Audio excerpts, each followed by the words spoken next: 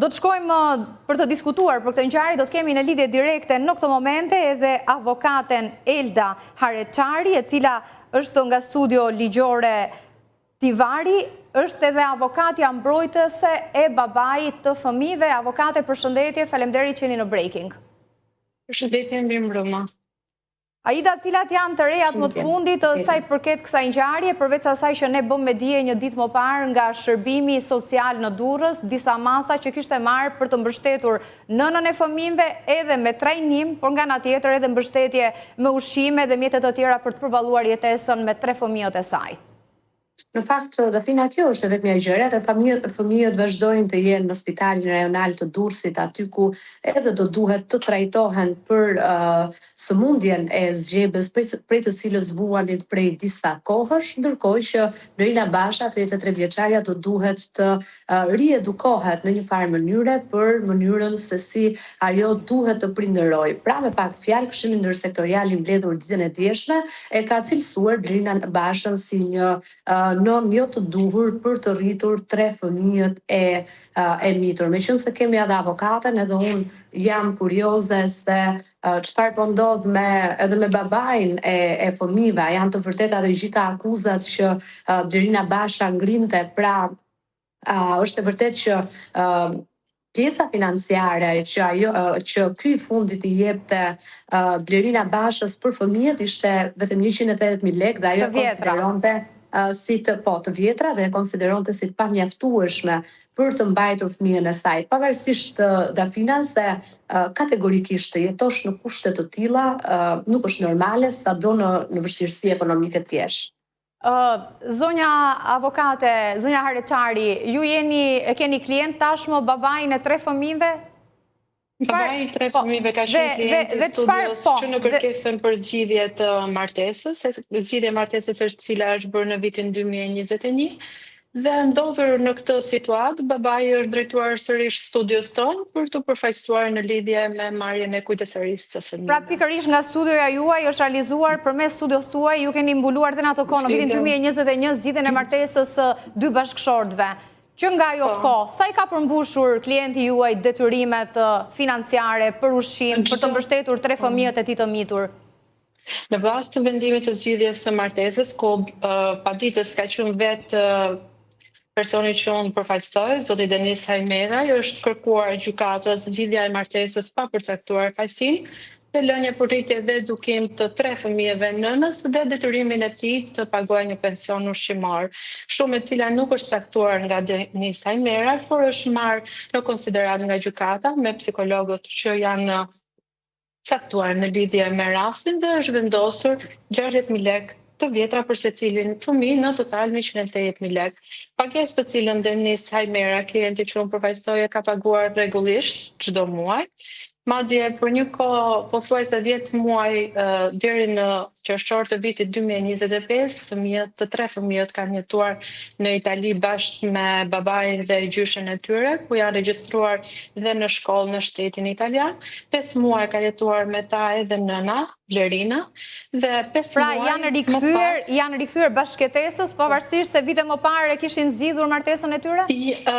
Fëmijët kanë shkuar të jetojnë me babain dhe 5 muaj të tjera Blerina është larguar nga banesa ku ishin në Itali. Problemet e saj personale që nuk më takojnë mua ti shpreh këtu, dhe fëmijët për 5 muaj kanë jetuar me babain dhe gjyshin e tyre në shtetin italian, ku kanë vazhduar rregullisht shkollën. Në muajin qershor nëna kthehet në Itali dhe i kërkon babait të marrë fëmijët në Shqipëri sepse ajo do të jetojë me fëmijët. Duke qenë që babai ka një vendim gjykate ku janë lënë të 3 fëmijët nënës për rritje dhe edukim, nuk mund ta refuzonte kërkesën e nënës, duke qenë një baba i devotshëm dhe duke respektuar vendimin e gjykatës, nëna e ka marrë 3 fëmijët në muajin qershor dhe i ka sjellë në shtetin shqiptar. Sipas nënës i ka regjistruar në shkollë, por sipas si u pa situata dhe si është gjendja, nëna nuk e ka realizuar dot qëllimin e saj për të rritur dhe edukuar të 3 fëmijët. Dhe ndodhur para këtij fakti të kryer, babai kërkon si drejtori i studios tonë që t'i kërkojmë gjykatës ndryshimin e këtij vendimi dhe të 3 fëmijët t'i marrë babai për rritje dhe edukim. Çfarë pune ka aktualisht babai? Ka të ardhurat mjaftueshme për të përballuar jetesën për 3 fëmijët e tij? Një punë normale, elektricist, një jetesë normale, të një familje normale që jeton në emigrim. Pra, është një punë në Itali, që do thotë synon t'i marrë fëmijët në Itali? Po, dhe për 10 muaj apo do të marrë kujdesarinë dhe mund kujdesej në gjyshërit, pra mund t'jetë edhe një mendim i tillë që t'u lër gjyshërve në Durrës. Atëherë, gjysha e fëmijëve jeton në Itali bashkë me babain, me zotin Denis. Dhe këto 10 muaj fëmijët kanë jetuar me gjyshen dhe me babain e tyre. Dhe kërkesa e babait është të marrë kujdesarinë e fëmijëve dhe ato të vazhdojnë rritjen dhe edukimin e tyre në shtetin italian, aty ku babai është i punësuar dhe jeton me dokumenta të rregulla, me një jetesë normale të një punonjësi të thjeshtë.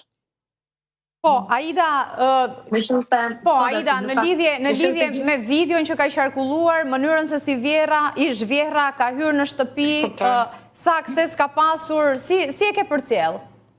Shikon, në fakt kjo nuk është mënyra më e mirë. Dafinu na kam thënë atë ditën e djeshme, nuk është mënyra më e mirë për të treguar se çfarë ndodh brenda një familje, sepse jo për asgjë tjetër, por më shumë për 3 fëmijë të cilët 2 janë në një moshë që i kuptojnë të gjitha gjërat. Është e kuptueshme që situata brenda asaj banese, thash edhe më parë, nuk është as pak normale, por nuk është as normale që t'i rrisësh ata fëmijë me opinionin publik që flet për gjatë gjithë kohës me ta. Unë këtu e kam pjesën më të madhe, jo për faktin apo për të gjitha ato sherret e vazhdueshme që kam parë edhe për gjatë ditës së djeshme, ish nuse dhe ish vjehër apo ish kunatat me njëra tjetrën. E rëndësishme është që ata 3 fëmijë, meqense të gjithë janë për të mirën e fëmijëve, të rriten dhe të shkojnë atje ku ju takon e të edukohen ashtu siç ju takon. Nëse babai ka të mundur t'i marrë, patjetër pse të mos t'i marrë. Ajo që dua të theksoj është se një ditë më parë, për herë të parë në fakt, sepse të rralla janë rastet që ne kemi parë mbledhje të këshillave ndërsektoriale sa i takon rasteve të tilla me fëmijët, duhet mësojnë një herë mirë nonat dhe baballarët shqiptarë që fëmia nuk është pronë, por në rastin kur ti nuk kujdesesh dot për to, automatikisht mund të ta marrë edhe shteti. Aida, të falenderoj shumë që je pjesë dhe ishe pjesë në fakt në këtë bisedë. Do të kemi për pak në një lidhje dhe zotin Mergit Vataj, kryetari i urdhrit të punonjësve social, sa regjia ta ketë gati lidhjen me zotin Vataj për ta pasur në këtë bisedë. Atëherë, zonja Reçari, ju e keni depozituar një kërkesë apo jeni në proces? Pra jeni drejtuar gjykatës? Ne jemi në proces, pasi para se të drejtohemi gjykatës, duhet mbledhim provat në mënyrë zyrtare. Sot ishte ndërgjegjësia për mbrojtjen e fëmijëve pranë drejtorisë së shërbimit social Durrës, bashkë me babain e fëmijëve, i cili kërkua për të dhënë një intervistë në lidhje me rastin. Dhe i kërkuam kësaj njësie të na japi dokumentacionin, çfarë kanë ato në lidhje me rastin, gjë të cilën do i drejtohemi dhe me shkresa zyrtare, për t'ia bashkangjitur më pas këto shkresa dhe këto dokumentacione ligjore gjykatës në kërkesën që do t'i drejtohen. Çifti e ka zgjidhur martesën që në vitin 2021. Pra, rreth 5 vite më parë, se ndoshta mund të jetë në muajt e mëtejshëm. Kanë konstatuar më herët mungesë kujdesi, qoftë babai i fëmijëve, qoftë gjyshja, qoftë afërm të tjerë, mungesë të kujdesit nga ana e nënës, apo ka ndodhur diçka së fundmi, mund të ketë edhe arsye të tjera që kanë arritur në këtë përplasje. Sipas deklaratave të babait të fëmijëve, dhe arsyeja pse ato i kishin kërkuar që fëmijët të jetonin në Itali bashkë me Lerina Ajmera, ishte pikërisht kjo arsye, sepse po e shikonin jetesën e vështirë të fëmijëve bashkë me nënën e tyre. Dhe ja arritën në një farë mënyrë për 10 muaj ato dhe me pëlqimin e vetë nënës, arritën të jetonin në Itali, por nëna ndryshoi mendim dhe u kthye në Shqipëri dhe mendoj që disa gjëra janë mirë të lihen institucioneve dhe personave përgjegjës që kanë detyrë për ta vlerësuar, cili prind është më i përshtatshëm për të mirën e fëmijëve, për të mbajtur, për të rritur dhe edukuar këta fëmijë.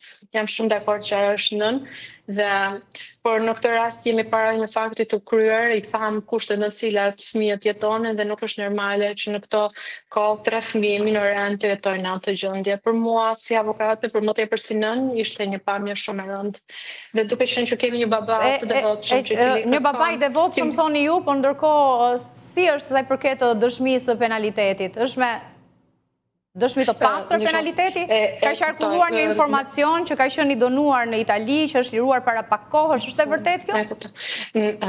Unë nuk kam informacion për këtë pjesë dhe nuk marr përsipër të shpreh për këtë pjesë. Ajo që ne si avokat apo ju ndoshta po evitoni të shpreheni për këtë pjesë, pa diskutim që do duhet të keni informacion për klientin tuaj, sa kohë do t'i drejtoheni gjykatës për të kërkuar kujdestarin, për t'ia hequr 3 të miturit nënës dhe për t'ia dhënë babait. E kuptoj, në lidhje me kujdesarinë e fëmijëve për t'ia dhënë nënës apo babait, në konsiderat merret nëse prindrit kanë kryer një vepër penale ndaj fëmijëve dhe unë jap informacion të saktë që babai nuk ka kryer asnjë vepër penale ndaj fëmijëve të tij. Dhe kjo është shkaku nëse do hipej apo jo kujdestaria e babait apo nënës nëse kanë kryer një vepër penale për pa diskutim. Në momentin që bëhet seanca gjyqësore, aty ka edhe punonjës social, ka psikolog, Mirgit Vataj është në këto momente në një lidhje direkte, do të na sqarojë edhe më shumë për mënyrën se si të procedohet. Zoti Vataj, faleminderit që pranuat ftesën. Faleminderit ju për ftesën. Si mund të trajtohet një rast i tillë? Si e keni përcjell? Shiko, besoj ndoj që edhe avokaten e babait të fëmijëve po bën gati procedurat për të kërkuar kujdestarinë e fëmijëve për t'ia marrë nënës. E kuptoj, tani unë nuk është se jam në dieni shumë të detajeve që lidhen me faktin se si është kujdesur babai, përgjegjësitë që ka patur babai gjatë asaj kohe që nuk ka jetuar me fëmijët e tjerë që janë procese të cilat mbas avokatja bashkë me palën që mbron do hyj. Ajo që më shqetëson më tepër faktin ka të bëjë me sistemin. Dhe pa hyrë në detaje ndoshta edhe për rastin në fjalë, kisha 2 fjalë përgjithësi për sistemin. Ne nuk duhet gjendemi surprizë dhe t'i marrim vesh raste të tilla vetëm në momentin kur ka dhe një konflikt familjar. Pra që njëra palë për të goditur palën tjetër, e shfrytëzon si moment dhe si ngjarje për të përfituar apo për të shkuar një proces bazuar në konfliktet që kanë patur në marrëdhënien e tyre si çift. Ajo që ka të lë përshtypje të keqe ka të bëjë me sistemin që është kapur totalisht një moment që tregon për një lloj neglizhence. Ne nuk duhet presim që rastet të vinë tek institucionet. Ne duhet që institucionet të shkojnë tek rasti. Nëse një fëmijë ka një muaj që nuk frekuenton shkollën, shkolla duhet të raportojë tek shërbimi social duhet shkojë të bëjë identifikimin në familje se çfarë ka ndodhur. Ai qartë, po me sa duket nuk funksionojnë këto hallka në Shqipëri. Jo vetëm në rastin e Durrësit, por në rastin e Durrësit, rasti i Durrësit, pra shërbimi social i Durrësit, unë gjatë kohës që kam punuar në sistemin e mbrojtjes së fëmijëve, faktikisht kam patur bashkëpunime të mira. Pra bëjnë planin e masave dhe me sa di unë dhe me sa jam informuar për rastin e fjalë ata janë futur në menaxhim të rastit, kanë ofruar një paketë ushqimore, kanë bërë një plan vlerësimi dhe më tej do vazhdojnë me. Po qartë, por kjo mbledhje dhe kjo vendimarrje erdhi pasi çështja u bë shumë mediatike. Ka pasur përplasje të forta në fakt, deklarata nga nëna e fëmijëve, nga gjyqja e fëmijëve, në fakt akuza, gjyqja akuzon nënën se është e padenjë për t'i mbajtur dhe për të kujdesur se i ka lënë në kushte jo të përshtatshme higjienike pa ushqyer, ndërkohë nëna e fëmijëve nga ana tjetër zonja Blerina ka akuzuar ish-bashkëshortin e saj duke thënë se është edhe i përfshirë në bixhoze dhe ka shpenzuar shpesh pasurinë. Doja një koment në fakt nga avokatja në këto moment, sa i përket akuzave që ka artikuluar. Unë të them vetëm diçka, unë pa kaluar tek avokatja, më vjen keq që këto gjëra bëhen publikisht. Dhe dëmtojnë absolutisht edhe fëmijët nesër pas nesër. Çdo gjë që ne themi sot dhe komentojmë sot mbi këtë situatë publikisht, aq më tepër prindërit familjarët, mos harrojmë që fëmijët do jenë të ekspozuar nesër pas nesër. Pra ne po i dëmtojmë fëmijët me këto deklarata publike që bëjmë, pavarësisht se kush e ka fajin. Ngjarja ka ndodhur. Fëmijët janë në një vlerësim, janë një situatë që nuk është një situatë që është në të mirën dhe një interesin më të lartë të fëmijëve, dhe deklaratat publike dëmtojnë akoma më shumë fëmijët, më shumë se që janë dëmtuar deri tani. Jam shumë dakord në këtë pikë. Shumë keq për gjithçka që kanë deklaruar mediatikisht. Ajo që duhet ishte ndjekur rrugë institucionale. Rasti është publik, patjetër, është një moment që gjithë institucionet duhet ndërgjegjësohen, jo vetëm aty ku ka ndodhur, por në gjithë Shqipërinë, duhet i vënë gishtin kokës dhe të bëjnë identifikimin proaktiv, siç e kanë dhe detyrim ligjor. Pra çdo familje, shërbimi social duhet shkojë dhe të bëjë vlerësimet e duhura në familje, shkolla duhet shkojë atje. punojës të policisë në zona, se po flasim për sistem dhe më lërë t'i them 2 fjalë për sistemin përgjithësi sepse nuk ka funksionuar. Policët e zonave, pra punojës të policisë që ishtë të plot fuqishme të zonave që kanë qenë dikur, duhet të kenë informacion operativ dhe kur një nënë është e divorcuar, dhe kur ka problematika, dhe kur fëmijët qëndrojnë të izoluar. Dhe në fund pastaj jemi në hallka qytetare që duhet ngremin lartësinë e detyrës qytetare për të raportuar kur kemi ndjenjë për raste të tilla. Gjithçka çfarë ka ndodhur në publik, fëmijët i ka dëmtuar akoma më shumë dhe më vjen shumë keq dhe këtu institucionet ndoshta duhet ta monitorojnë pak që gjithë situata nuk bëhet për interesin më të lartë të fëmijëve, por bëhet për të dënuar një herë palë apo palën tjetër. Dhe kjo është hipokrizi. Dhe këtu dua të pyes edhe avokatën, në fakt është vetë nën fëmijësh akuzat që kanë artikuluar për njëra tjetër nuk po pyes raportin mes ish vjerrës dhe nuses, por ish bashkëshortes për bashkëshortin e saj për babain e 3 fëmijëve. Ka pasur ky fundit një reagim për ju, i ka mohuar, i ka kundërshtuar? Nuk kam ndjenjë për akuzat që ka bërë ish bashkëshortja, thjesht babai është gjendur para kësaj situate, siç e kemi parë dhe ne, që e cila është shumë e rëndë, dhe është drejtuar studios tonë për të kërkuar ndryshimin e vendimit që besoj është i drejtë në rastin konkret. Zoti Vataj, sigurisht ju thatë nuk do t'i hyni rastin, megjithatë me informacionet e përcjella deri tani të bëra publike. Nëse gjykata do t'ju merrte një mendim, si do të shkonte qëndrimi juaj? Nga do të anonte? Pra, sigurisht, interesi më i lartë i fëmijës do të jetë prioritet, por me kë? Tani të them diçka lidhur me procesin që shkon në gjykatë. Është një proces që nuk mund shprehesh dot direkt. Dhe patjetër që në procesin e vlerësimit duhet të ketë punonjës social ekspert që të bëjë vlerësimin e kushteve të babait të nënës, por të rrethit dhe çdo lloj informacioni tjetër që lidhet me sjelljen që kanë prindrit. Jo vetëm marrëdhënie me fëmijët, por marrëdhënie me komunitetin, marrëdhënie me institucionet dhe marrëdhënie me gjithçka. Pra është një proces që kalon në shumë hallka procesi i vlerësimit. Ajo çka ne duhet vlerësojmë në këtë moment është ndihma që besoj që Bashkia e Durrësit ka reaguar mirë, duke i ofruar një paketë ndihme nënës bashkë me fëmijët. Unë nuk besoj, ndonjëherë ne themi që fëmijët duhet që të qëndrojnë me atë që kujdeset më shumë për ata, cili ka një marrëdhënie më të mirë, dhe në proces do merret edhe fakti se çfarë qëndrimesh ka mbajtur babai deri tani ndaj fëmijëve. A i ka mbajtur përgjegjësitë siç duhet apo jo? Gjithashtu merret në shqyrtim dhe nëna si është sjell me fëmijët gjatë kësaj periudhe, a është një rast i izoluar në pamundësinë ekonomike apo është një rast i përsëritur, a është një rast ku i ndëshkon fëmijët apo është një rast në pamjaftueshmëri ekonomike. Pra është një proces që është proces shumë i gjatë, do kalojë në shumë hallka, pra punojësi social që duhet bëjë vlerësimin e rastit, do kalojë në shumë hallka, do grumbullojë shumë informacione dhe në fund do paraqes një raport i cili sipas mendimit të tij profesional shkon në interesin më të lartë të fëmijëve. Aktualisht në këtë moment as unë, por as kush me aq sa dim dhe aq sa kemi parë në media, nuk mund të thojë se cila është zgjidhja më e mirë për fëmijët, të qëndrojnë me babain apo të qëndrojnë me nënën. Në fakt është që tani kemi akuzat publike nga 2 palët që e bën këtë situatë akoma dhe më dëmtuese për fëmijët. Dhe e treta pastaj ka të bëjë me faktin që në parim fëmijët, pra në këtë momente shpesh herë pati deklarata që pse shërbimet sociale nuk i marrin fëmijët. Në parim unë nuk jam dakord që fëmijët të institucionalizohen, pra të çohen në shtëpi të fëmijëve apo sa kohë kanë të 2 prindrit? Sa kohë kanë të 2 prindrit biologjik gjallë dhe sa kohë mund të kenë një rreth mbështetëse që mund të jenë gjyshi apo gjyshja nga nëna apo gjyshja nga babai apo daja apo halla apo dikush i afër. Sepse fëmijët, ne themi në Kushtetutën e Shqipërisë që fëmijët duhet jetojnë një midis familjar. Pra ne kur themi midis familjar, duhet të jetë njëri nga prindrit. Pra është një proces që do kalojë shumë hallka, do jetë një proces i gjatë, por në të njëjtën kohë unë do i kërkoja publikisht prindërve të afërmit të tyre të mos përfshihen në debate publike, a kanë që a kanë me njëri tjetrin, mos të ekspozojnë fëmijët e këtë debate. Çështja që ti zgjidhin në dyert e gjykatës. Po ju shkaktojnë një traumë të dytë publike fëmijëve dhe aq më tepër ne nuk e dim në thellësi dhe në detaje, sepse gjatë këtyre ditëve kam parë dhe shumë komente dhe shumë qëndrime nga personazhe ndryshme, publike, jo publike. Pa diskutim. I bëjmë gjyqjet publike përpara se ta bëjnë institucionet.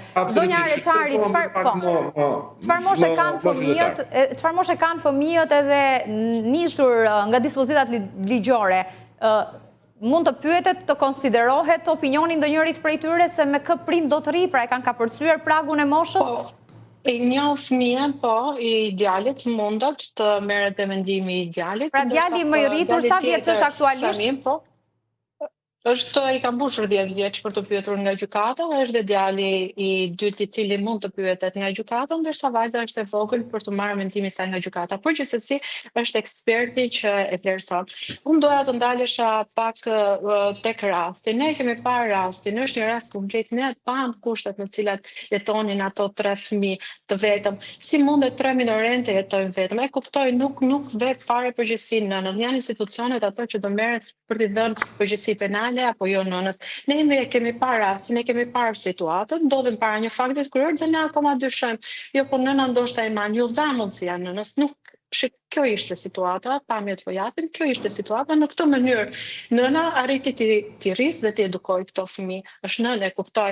A keni ju informacion që ky është një rast sporadik apo ka qenë një situatë prej muajsh në familje, në shtëpi? Kjo nuk është një rast sporadik dhe nuk mund të jetë sporadik, sepse ai situata ishte alarmante, fëmijët po jetoshin në kushte çnjerëzore, nuk ishte një situatë e krijuar brenda ditës apo brenda javës, fëmijët kishin mbi një muaj që nuk shkonin në shkollë, ishin të smur me një sëmundje e cila dihet dhe jetonte në ato kushte dhe të 3 fëmijë minorën të vetëm. Ju falenderoj shumë që ishit në këtë lidhje, uroj që të bëhet më e mira për 3 fëmijët e sigurisht edhe për prindrit e tyre.